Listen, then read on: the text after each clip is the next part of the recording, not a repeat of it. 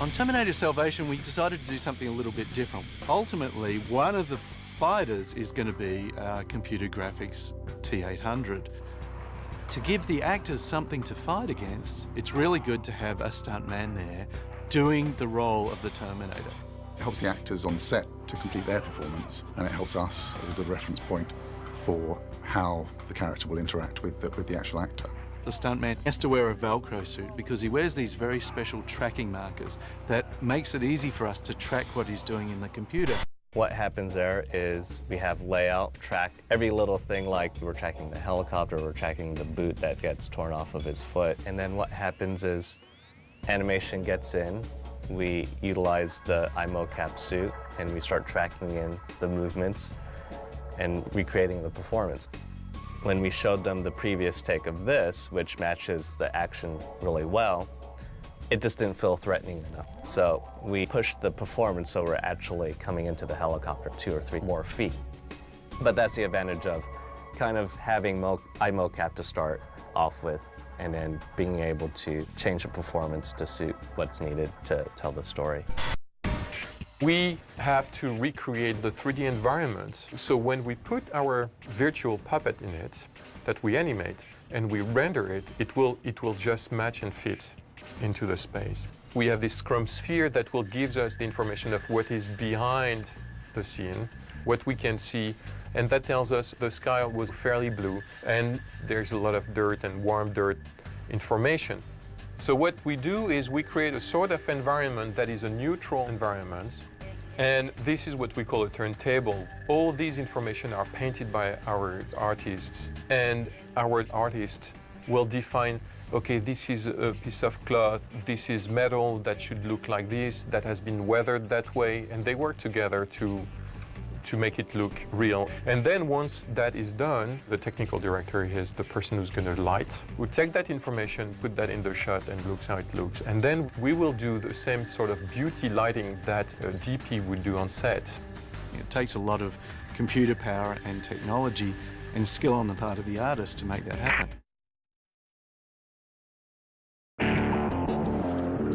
We worked very intimately with the Air Force at Kirtland Air Force Base there in New Mexico, and they were cool because they let us use the Pavehawk H-60 helicopter, which is featured in the film, C-130s, A-10s, and a great many of their machines, you know, also the Osprey, which is a vertical takeoff and landing aircraft, which is a marvel of scientific achievement. So it was great to have all that hardware there and for real, and that's just one more contribution to the realism of the film. Most of our toys here are Air Force toys, so we went to Chuck Davis, who's the coordinator of all DoD, Department of Defense coordination in Los Angeles as a motion picture liaison, and he introduced us to the Air Force, and they have just opened the doors to us. As we read the script, we're breaking it down much like a unit production manager does. When does the production company want to film the movie? Where do they want to film it? What types of military equipment is necessary to support the storyline as assets? And then we put it all together. It's like putting a huge puzzle together. Our initial discussions with the production company revealed that they wanted and needed the A-10 aircraft in their movie. Also, we had the very delightful discovery that there was a female A-10 fighter pilot. One of the heroes of the movie is a female A-10 fighter pilot. So we put the best of both worlds together.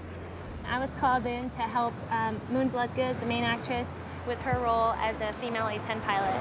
So obviously the gun is what we're all centered around. Right. She's been definitely showing her the ropes, and they got her into a flight suit, they got her down into a simulator, they took her through all of the different briefings. So I really watched her and talked a lot with her about what would I have a G-suit on, making it so that it's as believable as possible. Really, I'm just trying to coordinate with Moon to see what I could do to help her out and exactly what, you know, she thought she would benefit from my knowledge. We love working with the movie guys, and my job is to basically run around and make sure that everybody's playing well together, that everybody's listening to one another, that the production guy says, I need this, and the maintenance guy says, I need this. My job is to come in and say, well, how can we do this a different way? And then everybody is happy. And cut, very, very nice. It's critical to us to make you feel like you're really fighting this war. And you can't do that in the absence of that hardware. If If I'm just on a soundstage and telling the actors to imagine that a C-130 is there, that does not get me the same result as a C-130 being there, as a Pave Hawk helicopter with its incredible downwash taking off and landing, getting everybody's head right.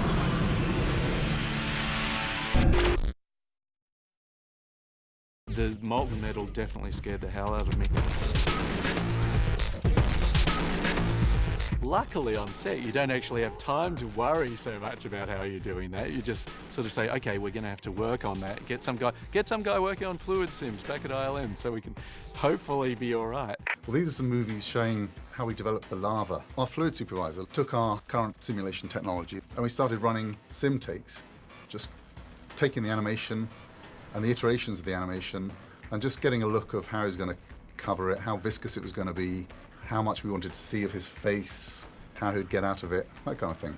We then started working with smooth particle hydrodynamics, which is where you start simulating with lots of little particles, but they all interact.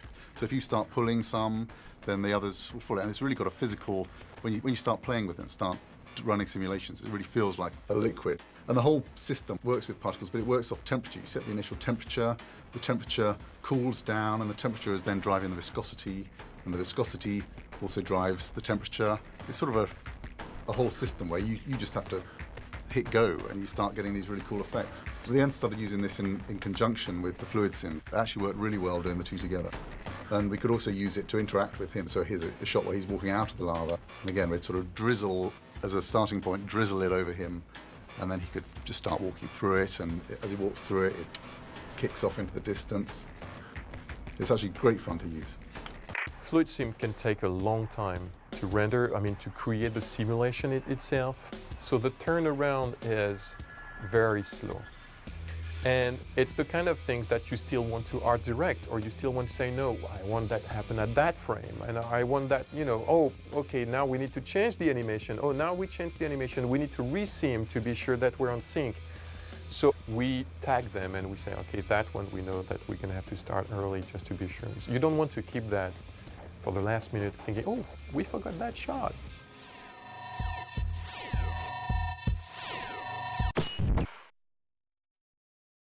We built a gas station from the ground up, and it's kind of funny because many people drove by saying, how did you guys find this location? That's a compliment to the construction and paint department. It was a barren desert. We brought some graders in, plowed out the field, and built it from the ground up. It's a gas station. It was created as a set, but it was built as a structural element. So then we had to go in and weaken the building and remove components so that we could cause that to collapse. And then we have to put our charges in to create the fireball. When the charge goes off, it blows the fireball out in the direction we aim it.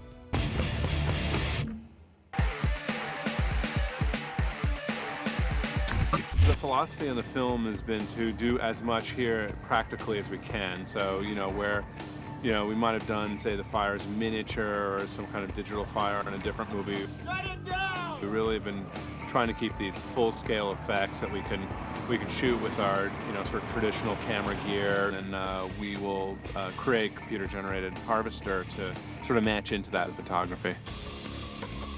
So we had to take a 28-foot tanker and recreate it with lightweight, thin materials that we could blow up safely. So we basically fabricated the thing, loaded it with explosives and gasoline. And what we're going to do is we're going to, when the tow truck gets to the street at a mark, we're going to push the button. The tanker is going to explode. 350 milliseconds later, the gas station, just the back half of it, is going to blow up with a big fireball. And then another 350 milliseconds later, the gas station is going to have the final fireball. So it's like a 3-stage explosion and several hundred gallons of gasoline and a very large fireball and a big debris radius. I think they have 6 cameras on it and 1 helicopter. The camera people, they all start their cameras on remote switches and get in a truck and drive away. There's cameras up close that are protected in crash housings. Physically, the cameras are fine. The heat's just a few seconds and then it's over with. This is the explosion point. This is where the truck will be when the tanker first goes up. In a 200-foot area, there's going to be plastic, wood, and sheet metal falling out of the air. How high is the fireball in that On the last one? Yeah. On the last one, the fireball is probably maybe 80 feet in the air and 80 feet in diameter.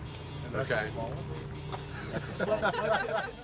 Then as Gary will say, 3, 2, 1, action, Jim. There'll be action on the truck, counter move on the left, The helicopter will be out here, we'll get that, and then bang. That was part of the joy of the picture, was to create that heat and that impact of the fire really being in your face. A lot of eyebrows were lost, but here we are.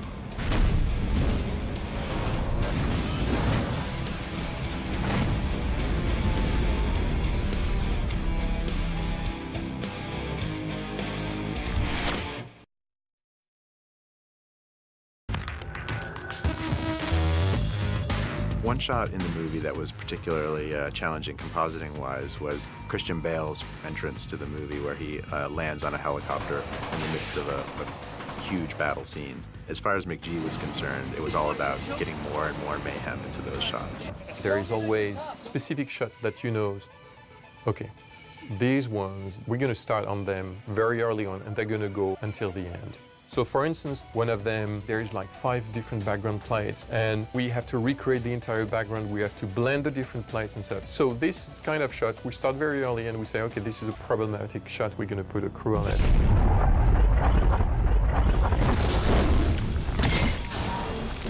So what we're seeing here as the camera pans around the scene is several different plates which are basically stitched together. This dish is a miniature dish which we actually blew up at Kerner. You'll see in the foreground here there's a CG shockwave element right here that leads into a series of practical dust and dirt elements, and then in behind it drops in the Stan Winston puppet of the T-600. Then in the back of the shot, a CG plane is coming in, basically shooting at, strafing the ground where that Stan Winston puppet is. We have the plates of the soldiers landing in the helicopters. These helicopters in behind are actually CG helicopters. There's satellite dishes everywhere. We used miniature elements for those. We basically theorize what's going to happen here, and we visualize how this thing's going to come apart, how it's going to crack, fracture. We may go on YouTube and look at, some post-war VLAs from somewhere in the world and see, okay, what did they do after they were actually hit with a surface-to-air missile or whatever it is. This is basically an early animation movie of this shot. You can see by looking here basically how rough everything is. And you can also see really clearly where the different plates come together that make up the shot. No work has been done here yet except just basically planning the shot. We have very simple CG dishes standing in for the miniature elements that we would shoot. You can see basically where one plate leads into the next, and it gives you some idea of the challenges that we're basically facing in a shot like this. The Terminator films have consistently sort of trodden on new ground and developed new techniques. On Terminator 2, they had, new uses of morphing, and the Chrome Man was a landmark in computer graphics. And Terminator Salvation gave us a chance to push the envelope as well ourselves.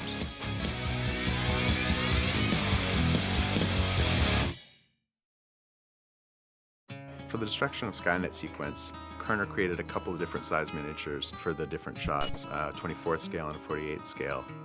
To do the tower, we thought, well, this thing has to come completely apart. It has to look like it's completely blowing up. However, we had already done a building that crumbled earlier in the film, and it was pretty extensive. There was a lot of rigging involved, so we decided that we were going to build basically everything that was the structure of the building out of glass. And inside the building, we erected a mortar tree. So the idea was that the mortars would be packed with high explosives. The mortars would go off in sequence heading up the building, and there would be nothing holding them back because everything was constructed from glass. And then when the thing goes off, there's so much debris. It's just a tremendous explosion, a tremendous event. They essentially built about a 10 square block miniature. We have lots of building remnants, San Francisco-esque remnants, apartment structures, stuff like that. Mixed in, you can see some of the mechanical remnants of Skynet. All of the buildings were constructed in a rather strange way, actually. We used ceiling panel material, we call it homosote, and we cross-cut it so it was only about 1/4 of an inch thick. And then we laser cut it so it all had the right window configuration and door configurations and the look of a wall of an industrial building. There were mortars around the base of the tower that were actually blowing outward. So the mortars were huge, and they were packed with gravel and a tremendous amount of pyrotechnics. So these basically cardboard buildings, once hit with these gigantic shotgun blasts, were just instantly leveled.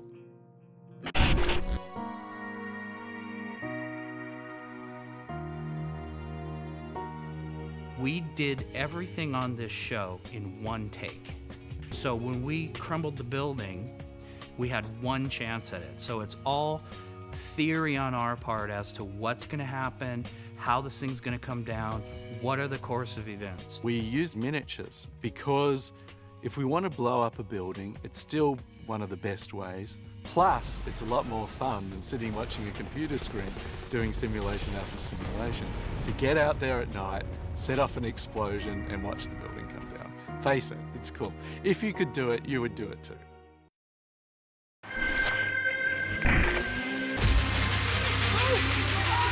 Hydrobots live in the water. Why are they called hydrobots? Because you and I fought them one day and they lived in the water and we said hydrobots. I guess the first description of them is they were just more kind of snaky, plated things, much more simplistic. And then the art department started sketching, and it ended up being far more interesting.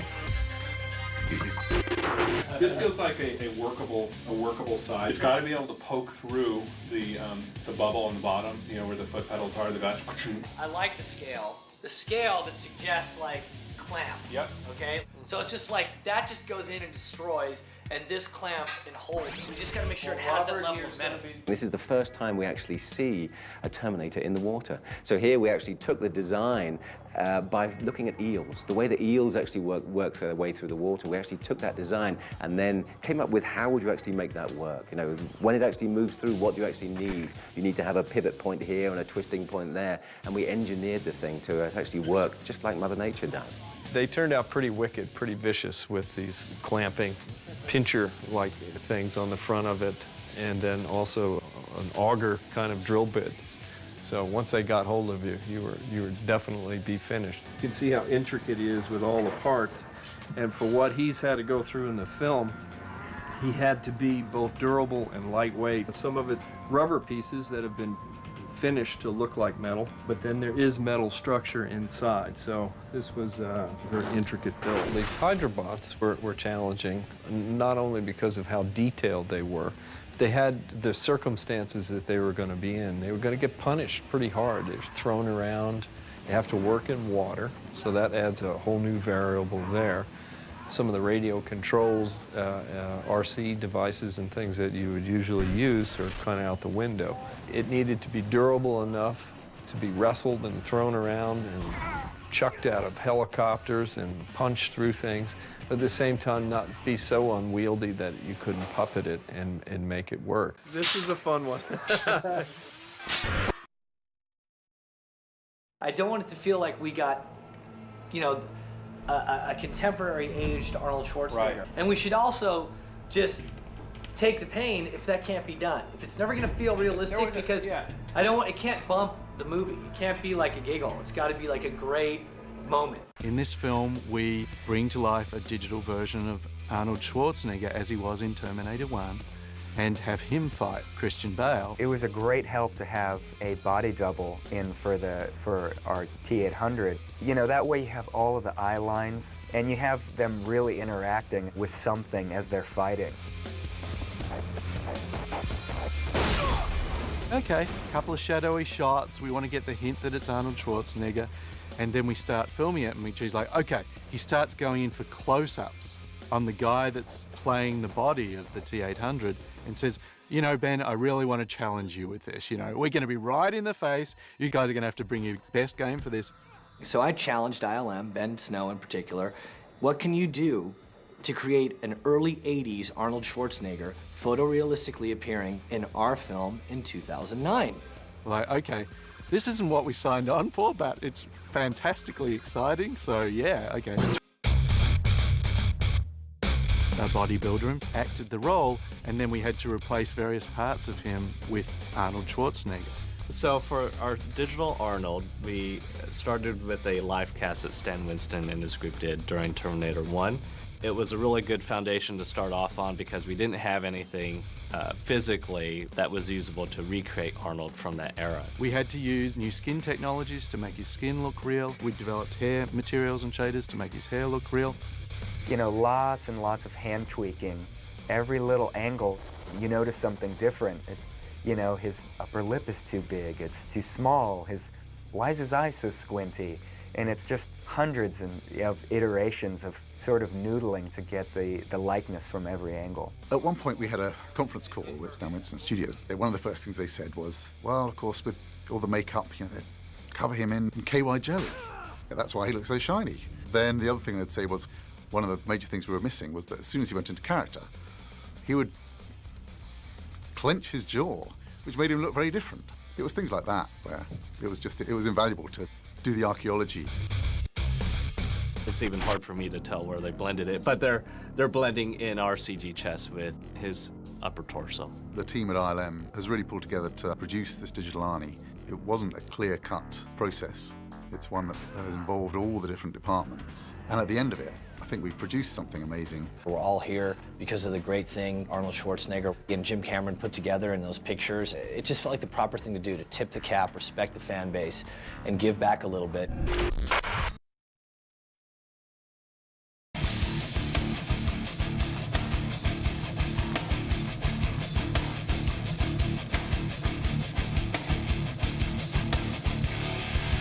Here we are in the heart of it all. This is the Terminator factory. We've never seen this before in any of the Terminator movies. Here we actually get to come to their home, see where they're being built. Now these heads of the Terminators, because there is a stunt that's involved, not only do they have to look good, but they also have to be squashy as well, so that as the people come down, they don't hurt themselves. This thing is on a track system that goes backwards and forwards to allow us to work it in our shot. So not only are they fighting a Terminator, running from a Terminator, but these things are moving throughout the shot and moving in their way. Special effects came in and rigged it from the top. Obviously the whole thing is manufactured so it can actually move, but they're responsible for making it move within the shot. So they rigged it all with a series of cables and wires and pulled it. And also had a whole series of jets of plumes of smoke and nitrogen coming down there as well, just to make it come to life. On Terminator Salvation, we decided to do something a little bit different. We engaged the stunt team and said, okay guys, what is the most kick-ass fight you guys can come up with? But rather than like a normal fight, you're superhuman now. You can throw each other through walls and through pipes, and you're going to fall from a great height and be covered with molten metal and still keep coming. You've got these powers, but we want it to be a real fight. We want to feel the punches connect. You're working with somebody that's supposed to be a Terminator, so obviously it's not going to be as fluid as what people are going to see in an actual wrestling match, anything like that. So it has to be a little bit blocky and robotic, but we're trying to get the other guys to be a little bit more fluid. If you remember the previous Terminators, it was very grab, shake, slam into a wall. So we're keeping that kind of element for the actual Terminators, but a very street, very aware of your surroundings style of fighting for the human. This is my third film with Christian. I doubled Christian on both Batman Begins and The Dark Knight, and working with him on this, I know how he performs, how he moves, what works for him, what doesn't, so that I can put things quicker and, if need be, change things on the day. It's annoying, really, because it took me 20 years to master some stuff, and then I'll show him twice and he'll just do it.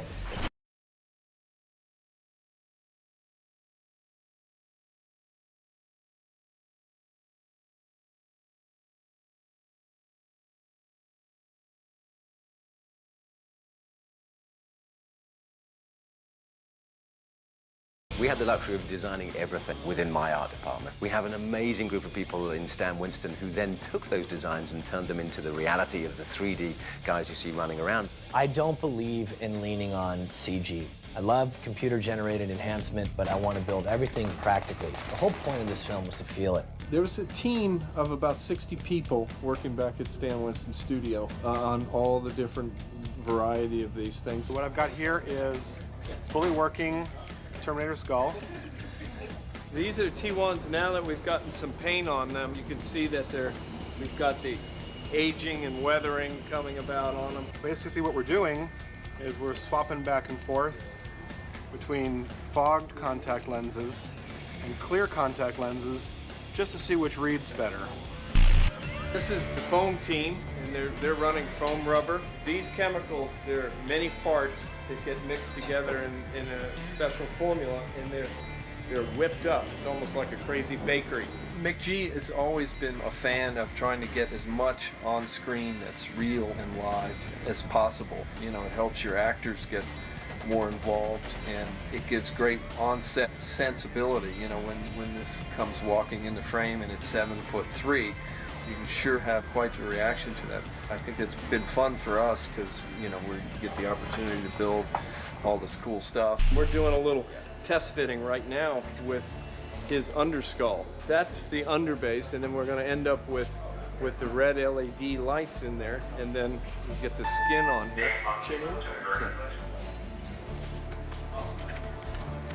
So this is actually first test fitting here. Feels great. It's perfect. It's going to be a fun character, this one. Audiences are so sophisticated that I think whatever you can do to make their film-going experience more exciting and fool them, you know? Give them that magic trick that they're coming to see and make it really believable. I think that's what we've got to keep pushing to do.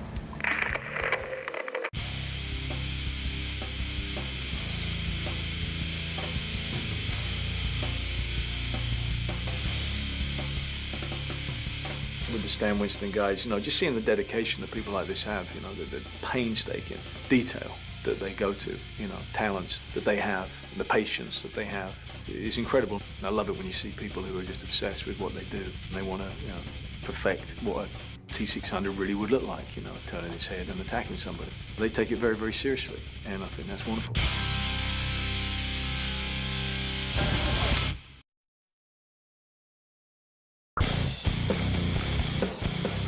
It's fun those days when you have practical effects and you go talk to the effects guys and you say, I want it bigger than Apocalypse Now. I want to feel the heat coming off, and I want to know that we made our mark, and that concussion is felt throughout the western United States. We figure out where the napalm drop will be, we figure out how big it'll be, then we'll make a protective fire ring around it. So if something does go wrong, it burns to the end of the fire break and stops. And then the effects guys come in and design the shot, and they figure out how many gallons of gas they need, where they're gonna blow it up. We consult with the fire department, show them what we have in mind, get the proper backups with water trucks, fire trucks, wherever you need, and then just set it off and film it. Mike Menardis and McG have a standard repartee. Mike says, how big do you want it? And McG says, bigger. Mike is the chairman of Big around here, and he has blown up a lot of stuff, and we've gone through an incredible amount of pyrotechnics.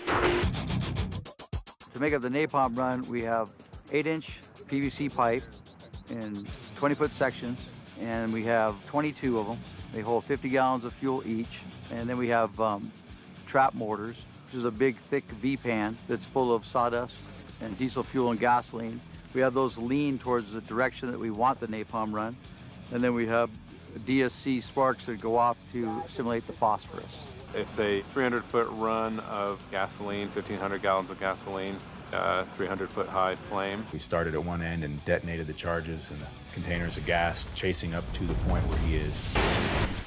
We're just stopped like right here because the orange tubing that's coming out of the ground is the non-electric tubing. On the end of that's the detonators. Shrapnel from the pipe flies 200 feet in every direction. The radiant heat from the fireball is dangerous under 300 feet. So we clear everybody, you know, well back.